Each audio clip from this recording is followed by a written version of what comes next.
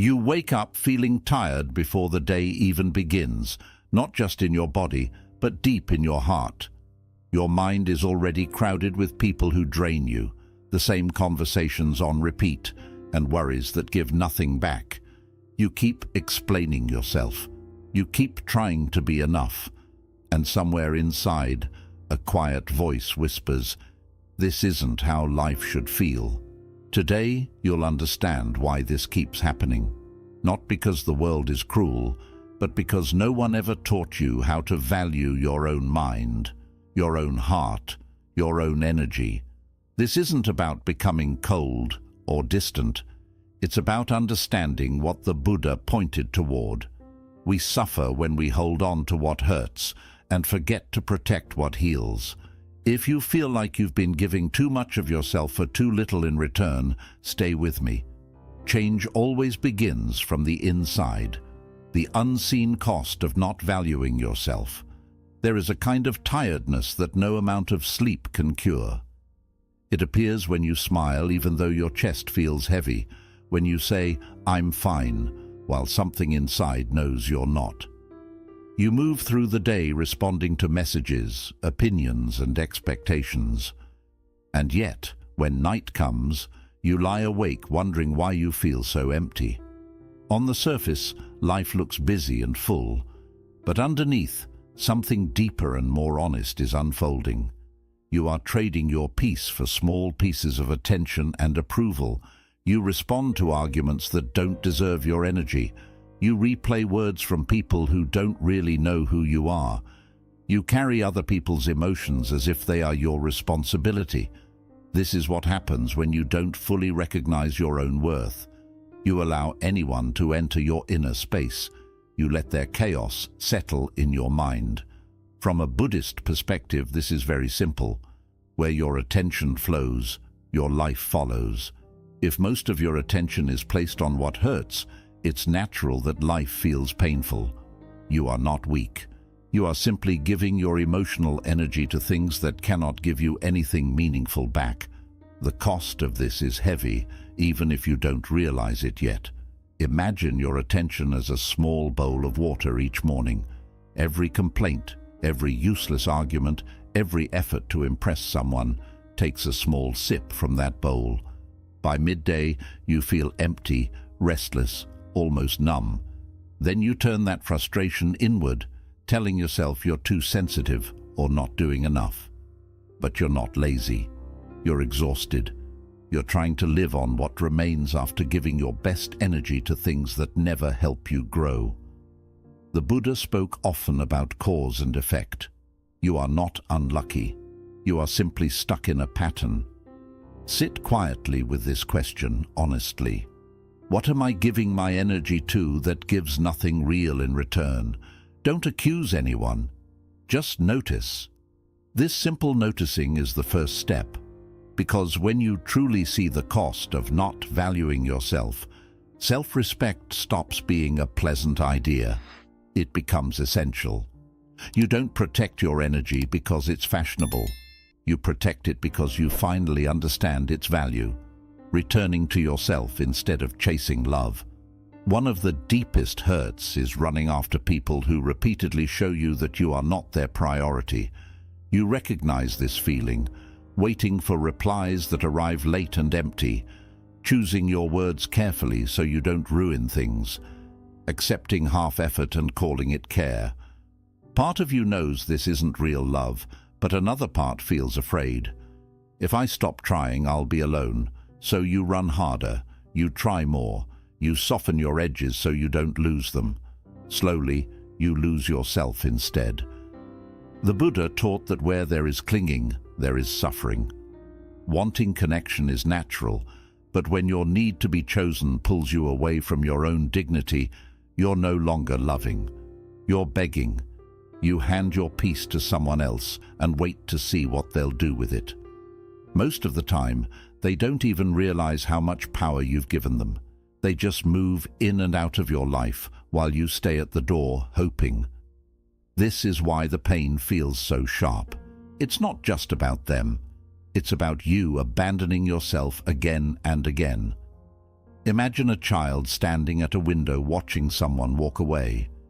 The child thinks, if I were better, they would stay. Many adults live from that same belief. That is why we run after love, even when it hurts. From a Buddhist angle, this isn't a failure. It's a conditioned habit. Old pain drives new choices. The inner child never truly learned that love can come from within, so it keeps hunting for it on the outside, feeling empty each time it doesn't stay. Now ask yourself, what would change if I stopped chasing and turned toward myself? Not as a nice quote, but as a real practice. It might look like taking your attention back from that one person's silence. It might look like giving yourself the time, care and patience you always wanted from others. It might look like saying, if you go, I won't collapse, I still have me. This is not arrogance, it is sanity. Try this today. Sit quietly, place your hand on your chest and say softly, I'm tired of begging to be chosen. I choose myself. Don't worry if it feels strange or fake. Say it anyway. You are training your mind to return home again and again. When you live from that place, something very simple happens. You stop lowering your worth to keep people close. Then only those who can meet you at your true level stay. You don't lose love. You lose the situations that were never love in the first place. Stop explaining yourself to those who don't want to see you. There is a special kind of suffering in trying to make someone understand you when they don't want to. You send long messages, writing and rewriting, hoping you'll finally say it right. You talk in circles, explaining your feelings, your reasons, your side of the story. Each time you finish, there is a tiny hope. Maybe now they'll get it. Then they dismiss, twist or ignore what you said. So you start again. It's exhausting, and underneath the exhaustion is a quiet belief. If they don't see my worth, maybe I don't have any. From a Buddhist view, this is another form of attachment, not to a person this time, but to an image. The image of yourself as understood. You cling to the idea that your peace depends on their agreement, their apology, their recognition. So you keep performing your pain in front of them, waiting for a verdict. The Buddha would ask a simple question, is this wise? Does this way of using your mind lead to less suffering or more? Be honest, you already know the answer. Imagine you're holding a piece of gold. You know it's real, but you keep handing it to people who call it fake. You show them the weight, the color, the shine. They shrug and say, still looks worthless to me. At some point you have two options. You can keep arguing with them, or you can quietly put the gold back in your pocket and walk on. The gold has not changed. Only your willingness to beg for approval has. Your worth is that gold. Some eyes are too clouded to see it. That is their problem, not your job to fix. Practice this for one day. When you feel the urge to over-explain, pause. Ask yourself, is this a genuine attempt to communicate, or am I trying to convince someone who has already closed their mind? If it's the second, choose silence, not cold silence, calm silence. You can still be kind. You can still be clear. But you don't have to keep arguing for your own value. Notice what happens to your energy when you step back. Notice how much more space there is in your mind when you stop writing essays to people who only skim your heart. Over time, this becomes a deep inner shift. Your peace no longer depends on how well others understand your story. You understand it. That's enough. You begin to live quietly, aligned with your own truth. Some people will draw closer to that clarity. Others will fall away. Both are okay. When you stop explaining your worth, you stop living as a defendant in your own life. You become the one who decides calmly where your energy goes. Your energy is sacred. Pay attention to where it leaks. Think of how careful you are with money. You check your account. You worry when too much goes out. Yet with your emotional energy, you hand it out freely, almost blindly. You give your attention to endless scrolling, to gossip, to old memories that stab you the same way every time. You invest heavily in arguments in your head with people who are not even there. Then you say, "I'm so tired. I have nothing left." Of course you don't. You've spent your most precious currency on things that cannot give you real peace. The Buddha said that what you frequently think about shapes your mind. This is not a poetic idea. It's practical. If you feed your mind with drama, comparison, and fear, your inner world will feel like a stormy marketplace. If you feed it with clarity, stillness, and kindness, it will feel like a quiet temple. Your outer life may look the same. The difference is how you move through it, exhausted or steady. To see this clearly, try a simple exercise. Take a piece of paper and write at the top where my energy goes. Then list the people, habits, and thoughts that leave you feeling weaker afterward. Not the ones that challenge you in a healthy way. The ones that leave you restless, small, or numb. Be brutally honest.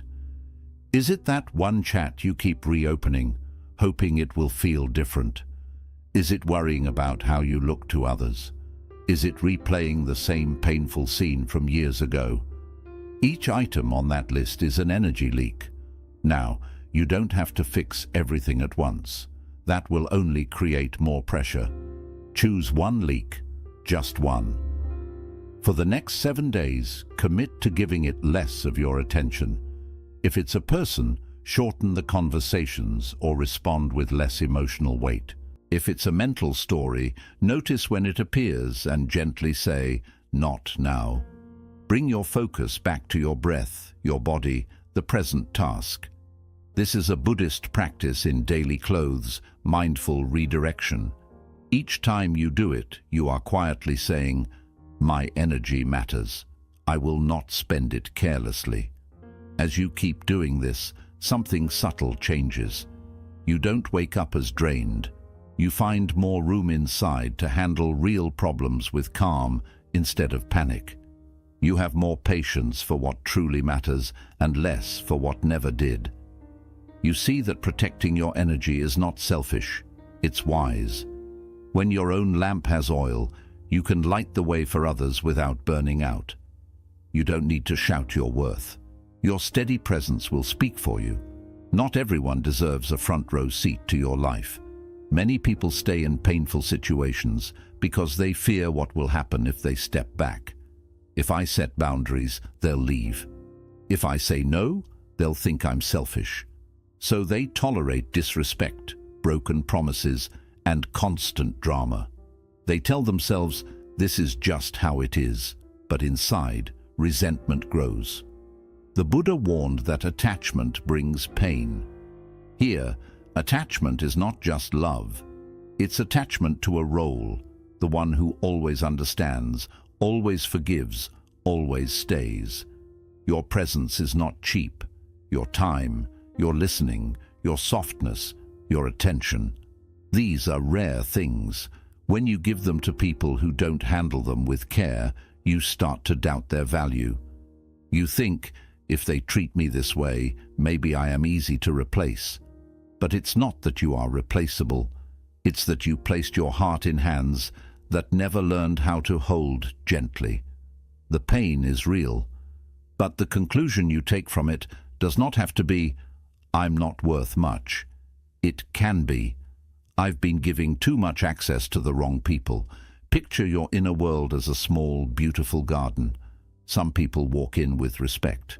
They speak softly. They water the plants. Others stomp around, pull at the roots, leave trash behind. If you leave the gate wide open, anyone can enter. Boundaries. Are you learning to close the gate for those who keep making a mess, not with hatred, but with clarity? You can still wish them well from a distance. You just stop letting them rearrange your garden whenever they feel like it. Ask yourself 3 clear questions. Who drains me the most? Why do I keep giving them access? What am I afraid will happen if I step back? Be direct with yourself. Sometimes the answer is, "I'm afraid of being alone." Sometimes it's, I don't want them to think I'm bad. See the fear, recognize it, then remember this simple truth. You do not have to harm yourself to keep someone else comfortable. That is not kindness. That is self-abandonment. Begin with small steps. You don't have to cut people off dramatically. You can reply a little slower. You can say, I can't talk about this right now. You can leave a gathering earlier. You can choose not to share everything. These are all forms of boundary. They say gently but firmly, my peace matters here. The Buddha spoke about wise friendship, being with those who support your clear mind and steady heart. You may lose a few people when you start living this way, but you gain something far greater. The feeling that your own life, your own space actually belongs to you. Detaching from old beliefs, you were never broken. Even if you set boundaries and protect your energy, there is a deeper layer that often remains untouched. The beliefs you hold about yourself. If somewhere inside you truly believe, I am not enough, then every boundary will feel like a lie.